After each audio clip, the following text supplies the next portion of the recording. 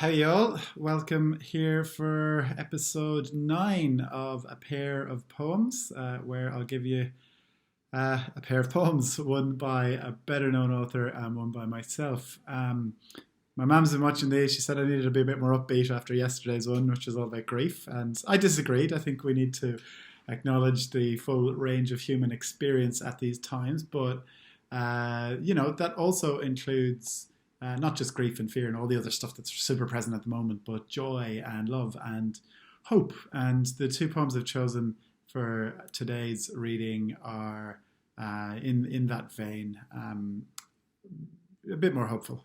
So the first one is called "Everything is Going to Be All Right." It's by another Irish poet called Daragh Mahon, who's Belfast born, went to Trinity like myself. And I just stumbled across this yesterday. It was posted in a Facebook group that I follow, and I think it was very, very resonant. I've been thinking about hope a lot at the moment. It is really important for us to maintain that in this time. So here you go. Everything is going to be all right by Daragh Mahon. How should I not be glad to contemplate the clouds clearing beyond the dormer window, and a high tide reflected in the ceiling? There will be dying, but there is no need to go into that. The poems flow from the hand, unbidden, and the hidden source is the watchful heart. The sun rises in spite of everything, and the far cities are beautiful and bright. I lie here in a riot of sunlight, watching the day break and the clouds flying. Everything is going to be all right. Simple wee poem. The thing I like about this is something that's been showing up for me lately.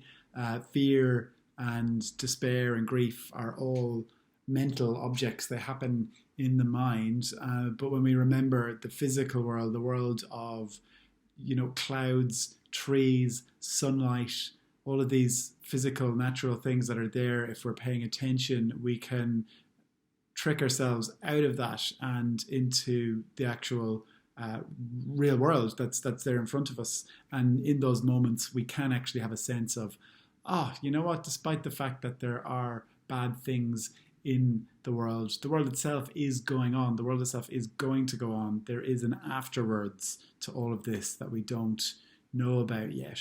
And, that's always a source of both solace and hope for me. The fact that the sun will rise in spite of everything. And, fundamentally, with any luck, everything is going to be all right eventually. It might be a bit tricky in the meantime. There will be loss.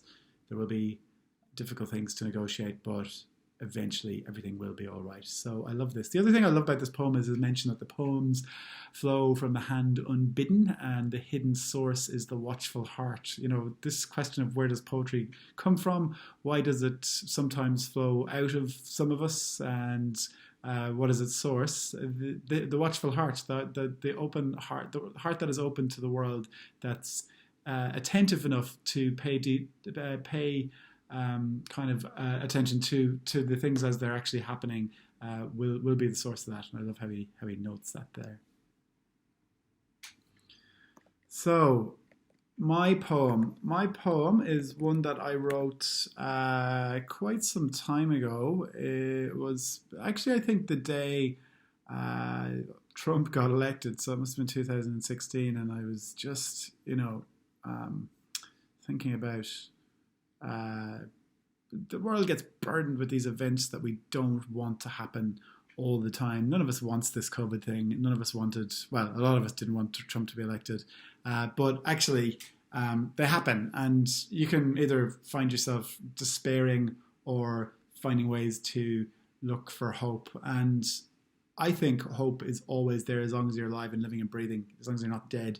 There is some way to find hope. There is some way to accept that, these terrible things happen in the world, but awesome, amazing things happen too, and you can make them happen.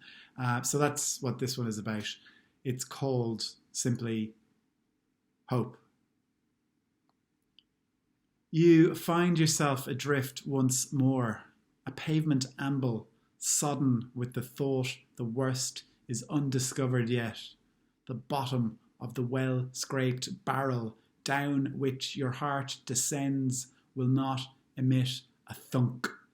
A pile of unclaimed dreams grows taller by a dream's width for every one of us.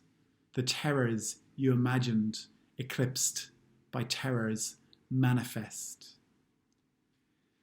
This extreme reality creates the briefest gap, a space where you recall those times despite your growing fear. You doubled down on dreams. Your falling heart bounced back. You wove the worst, strand by strand, into something you could bear, then feel, then love, then gift unto the whole wide world a simple rag of hope.